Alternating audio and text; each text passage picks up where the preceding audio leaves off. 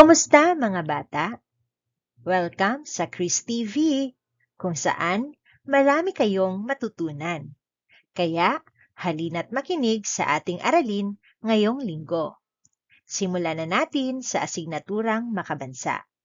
Week 1, Day 1, Quarter 2. Ang ating aralin ngayong umaga ay tungkol sa maikling kwento na pinamagatang Parang May Kapatid Din Ako. Handa na pa kayo makinig sa ating aralin ngayong umaga? Okay, so simulan na natin. Makinig pong mabuti.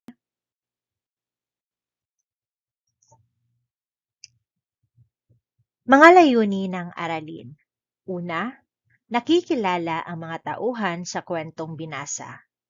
Pangalawa, natutukoy ang mga ginagampanan ng mga tauhan sa kwento. Pangatlo, naiguguhit ang mga karakter sa binasang kwento.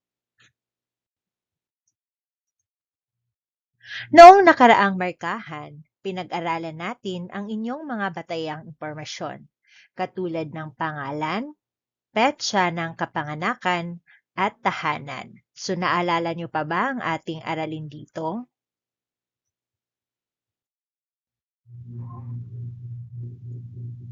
Okay, so ngayon ay magbahagi ng mga batayang impormasyon tungkol sa inyong sarili.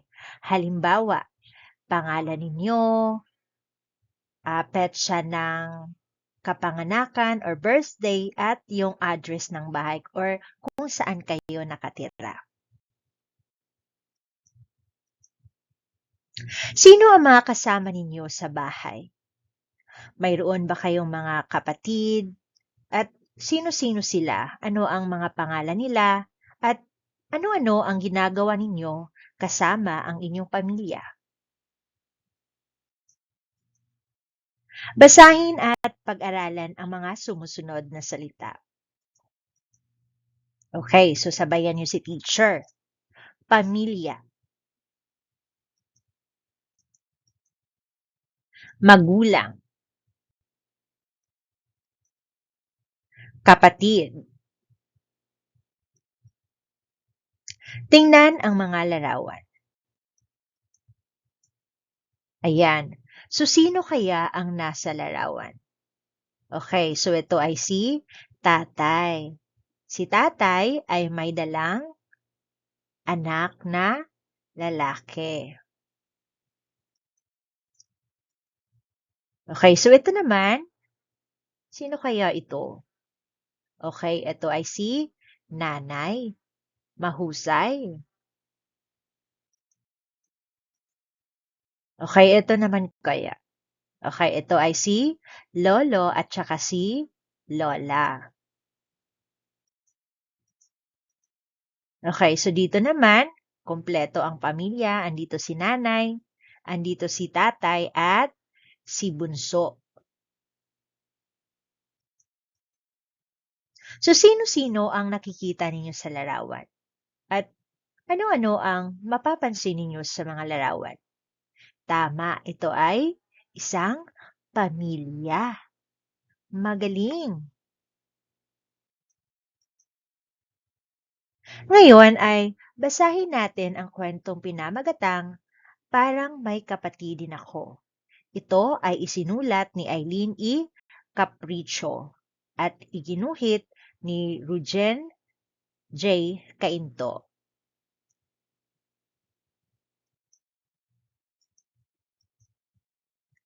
Parang may kapatid din ako. Isang araw, nagpaguhit ang aming guro. Tungkol ito sa aming mga kapatid. Kaagad kaming gumuhit ng sabay-sabay.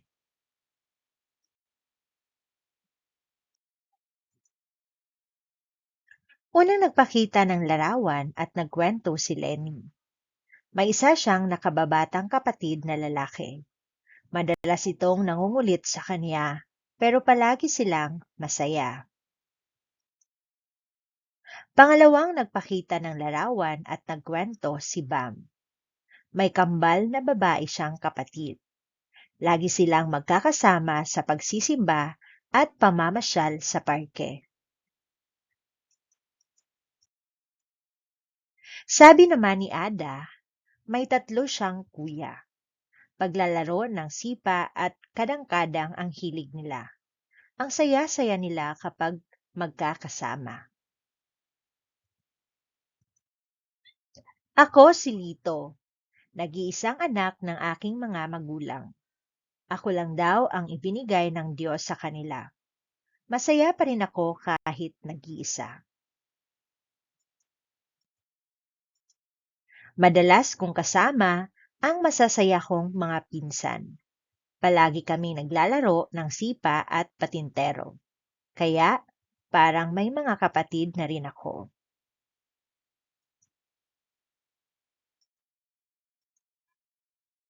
Nariyan din sina lolo at lola na palaging nagpapasaya. Tuwing gabi, inaabangan ko ang mga kwento nila. Kaya naman, palaging masaya ang aming pamilya. Lalo na at nariyan ang mapagmahal kong magulang. Yakap at halik ang panggising sa akin tuwing umaga. Madalas kaming naglalaro ng aking mga magulang. Basketball ang aming paborito. Kahit nag-iisang anak, masaya pa rin ako. Napakahusay, sabi ng aming guro. Nagpalakpakan silang lahat sa kwento at iginuhit ko. At ngayon naman, ating sagutin ang mga sumusunod na tanong base sa kwentong binasa. So, sino-sino ang mga tauhan sa kwentong ating binasa? Okay, sina Lenny, Bam, Ada at Lito. Sino ang nag-iisang anak sa kwentong napakinggan? Okay, tama. Ito ay si Lito. Bakit nasabi ni Lito na parang may kapatid na rin siya? Okay, dahil sino kaya ang kasama niya? Okay, kasama niya ang kanyang mga pinsan sa paglalaro. Ano kaya nilalaro nila? Tama, ito ay sipa at patintero. At maliban din sa mga pinsan niya ay andyan din ang kanyang lolo at lola. At syempre ang kanyang nanay at tatay. So kung ikaw si Lito, gugustuhin mo ba na magkaroon ng kapatid? Bakit? Ano ang karaniwang nararamdaman ng magkakapatid kapag magkakasama sa bahay? Siyempre, masaya, mahusay. Gamit ang inyong kwaderno, iguhit mo ang isa sa mga tauhan sa kwento na nais mong iguhit. Kaya halimbawa dito, si Lito, si Lenny, si Bam o kaya si Ada. Okay, so dito, tatawag ang guro ng mga voluntaryong mag-aaral na nais magbahagi ng kanilang iginuhit na larawan gamit ang mga sumusunod na tanong. Okay, so una, sino ang tauhan na iginuhit mo? Pangalawa, bakit siya ang napili mong iginuhit? Ano-ano ang mga ginagampanan ng tauhan na iyong iginuhit sa kwentong ating binasa?